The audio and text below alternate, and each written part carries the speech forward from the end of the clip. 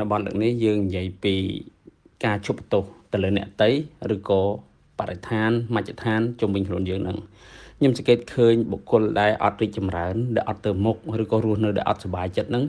ជាទូទៅហ្មងភាគច្រើនហ្មងអាចថាមកពីខ្ញុំមើលមិនអស់កំណឹងប៉ុន្តែអ្នកដែលខ្ញុំជួបនឹងគឺជាប្រភេទមនុស្សដែលចូលចិត្តបន្ទោសអ្នកដទៃឬក៏មជ្ឈដ្ឋានជុំវិញខ្លួនគឺខ្ញុំសង្កេតឃើញ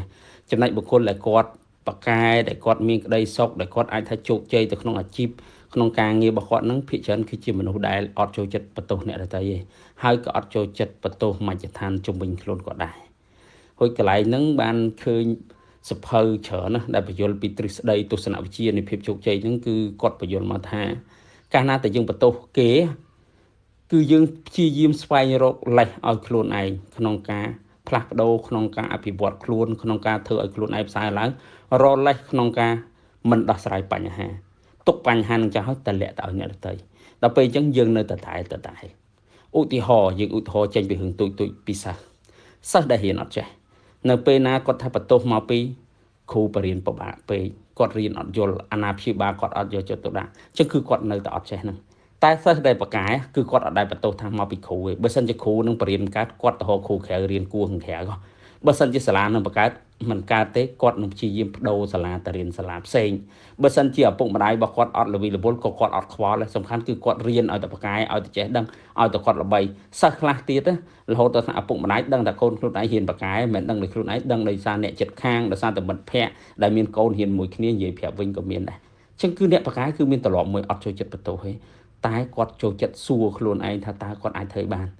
ក្នុងដំណាក់កាលហ្នឹងក្នុងពេលវេលាហ្នឹងអ្វីដែលគាត់មានបច្ចុប្បន្នហ្នឹងតើគាត់អាចប្រើប្រាស់វាក្នុងការធ្វើអីដើម្បីឲ្យខ្លួនគាត់រីកចម្រើនអញ្ចឹងគ្រាន់តែយើងឈប់បន្ទោស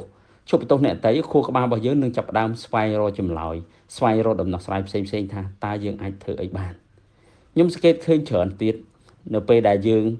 ផ្លាស់ប្ដូរខ្លួនឯងអ្នកដែលធ្លាប់បន្ទោសហ្នឹងគ្រាន់តែគាត់ឈប់បន្ទោសហើយគាត់ចាប់ផ្ដើមគិតថាតើគាត់ធ្វើអីបានគឺឃើញថាអ្វីមានការផ្លាស់ប្ដូរប៉ុន្តែជាទូទៅបុគ្គលដែលត្រឡប់បន្ទោសគេហ្នឹងមិនងាយក្នុងការផ្លាស់ប្ដូរពីព្រោះគាត់តែងតែគិតថាកំហុសគ្រប់យ៉ាងគឺមកពីអ្នកដទៃទោះបីជាគាត់រៀនអត់ចេះក៏ដោយទោះបីជាគាត់ធ្លាក់ខ្លួនខ្លាចជាអ្នកញៀនលបែងក៏ដោយទោះបីជាគាត់ធ្លាក់ខ្លួនខ្លាចជាអ្នកញៀនហ្គេមក៏ដោយសុទ្ធតែកំហុសមកពីអ្នកដទៃឧបមាគាត់ធ្លាក់ខ្លួនទៅអ្នកញៀនលបែងគាត់ថាមកពីសង្គមពិបាករលុយពេកគាត់រលុយមិនបានការងារប្រាក់ខែតិចពេកគាត់ត្រូវការលុយច្រើនព្រោះគាត់ត្រូវការទិញរ៉ូសរយជីអីចឹងទៅគាត់ត្រូវការទិញទូរស័ព្ទ13 Pro ឯ Mac ប្រើអញ្ចឹងទៅគាត់អត់មានលុយអញ្ចឹងបើចាំប្រាក់ខែ3 4 500ហ្នឹងងាយណាអញ្ចឹងគាត់ទៅចាក់បាល់ឬក៏គាត់ទៅលេងលបែងកាស៊ីណូអនឡាញអញ្ចឹងទៅបានគាត់រលុយបានលឿនហេគាត់បន្ទោសអញ្ចឹងមកពីសង្គមបើសិនជាសង្គមនឹងល្អស្អីណាប្រាក់ខែបានខ្ពស់ធ្វើការ1ម៉ោងបាន$100គាត់ចាំបាច់ទៅធ្វើអីគាត់ធ្វើការតែប្រហែលថ្ងៃគាត់ទិញបានរបស់ហ្នឹងដែលគាត់ចង់ទិញបាត់ហើយអញ្ចឹងការបន្ទោសតែបើសិនជាគាត់ឈប់បន្ទោសទៅលើរឿងហ្នឹង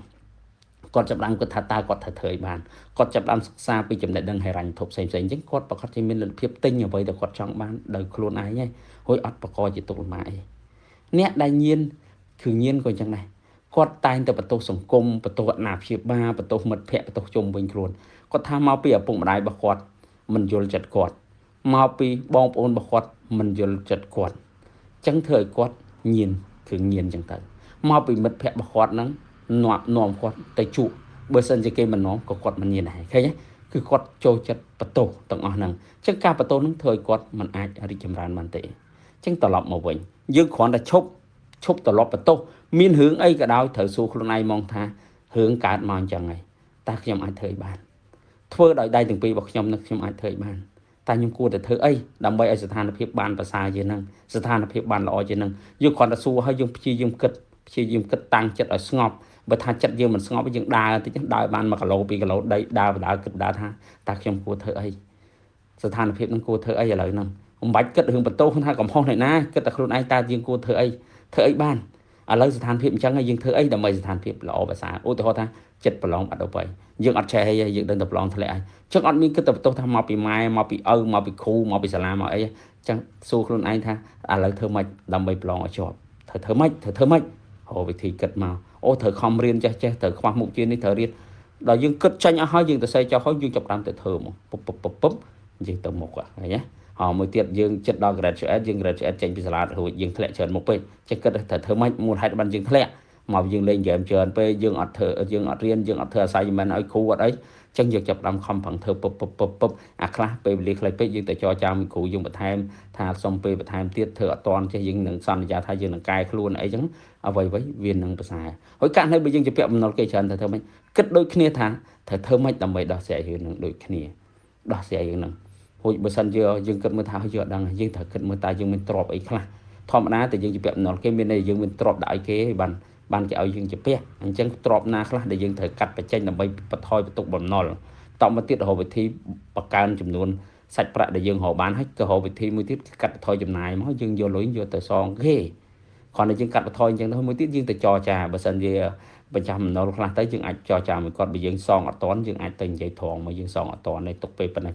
សំខាន់ឲ្យទៅសងគេមិនសូវថាអីកុំឲ្យតែយើងកិច្ចមិនសងគេទៅចរចាមួយគេទៅនិយាយទៅយើងធ្វើចេះយើងលក់ទ្រព្យយើងចេញចេះដើម្បីយកលុយមកបានមកសងគេអញ្ចឹងគេពេញចិត្តហើយដល់ពេលយើងសងគេអស់ហើយយើងត្រឡប់ជាមួយនឹងត្រឡប់ល្អរបស់យើងរកច្រើនចាយតិចយូរទៅយើងសល់យើងប្រកាសអាចទិញទ្រព្យទាំងអស់នឹងត្រឡប់មកវិញបានហើយឃើញស្អីក៏ដោយឲ្យតែយើងឈប់បន្ទោសអ្នកដទៃអ្វីវានឹងប្រសើរឡើងបើសិនជាយើងនៅបន្តបន្ទោសថាមកពីចេះមកពីចេះមកពីអ្នកនេះមកពីអ្នកនោះ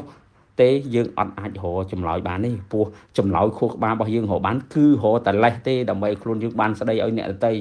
ដើម្បីបន្ទោសអ្នកដទៃដើម្បីឲ្យមើលមកខ្លួនឯងល្អប៉ុន្តែពិតខ្លួនឯងនឹងវាមិនល្អទេខ្លួនឯងនឹងកំពុងតែមានបញ្ហាគឺយើងកំពុងតែលាក់ទៅឲ្យអ្នកដទៃមកគឺខ្ញុំជួបច្រើនអ្នកដែលមានបញ្ហាគឺចូលចិត្តបន្ទោសតម្លាក់កំហុសទៅលើអ្នកដទៃហ្មងគឺគាត់អត់រកវិធីដោះស្រាយហើយសង្កេតឃើញអ្នកដែលធ្លាប់ធ្លាក់ឲ្យក្រោកឡើងវិញគឺក្រោកបានដោយសារតែគាត់អត់បន្ទោសអ្នកដទៃហ្នឹងគាត់ព្យាយាមរកដំណោះស្រាយផ្សេងគាត់ព្យាយាមធ្វើអ្វីដែលគាត់អាចធ្វើទៅបានហ្នឹងយូរទៅគាត់អាចដោះស្រាយបញ្ហាខ្លួនគាត់បានទាំងអ្នកជាពាក់បំណុលគេច្រើនអ្នកមានបញ្ហាផ្សេងគឺសិតតែដូចគ្នាអញ្ចឹងគាត់តែជប់បន្ទោសទៅចាប់ផ្ដើមគិតរកវិធីដោះស្រាយទៅស្វែងរកដំណោះស្រាយផ្សេងទៅជួបអ្នកដែលចេះដឹងសុំគំនិតយោបល់ពីគេមកបានគំនិតយោបល់ហ្នឹងយកមកអនុវត្តទៅឃើញថាអ្វីនឹងប្រសើរអញ្ចឹងខ្ញុំសង្ឃឹមថាគំនិតមួយហ្នឹងជួយដាស់តឿនបងប្អូនបន្ថែមចាប់ពីថ្ងៃទៅកាត់បន្ថយបើអាចឈប់ហ្មងហិតទៅប្រសើរប៉ុន្តែយើងអាចព្យាយាមដាស់សតិខ្លួនឯងថាកុំបន្ទោសអ្នកដទៃកុំបន្ទោសសង្គមតែត្រូវគិតមើលថាយើងអាចធ្វើអីបានជាមួយនឹងសមត្ថភាពដែលយើងមានហ្នឹងបើសមត្ថភាពគ្រប់តើយើងអាចធ្វើអីដាក់ដើមដើម្បីពង្រឹងសមត្ថភាពយើងបន្ថែមបាទសូមអរគុណ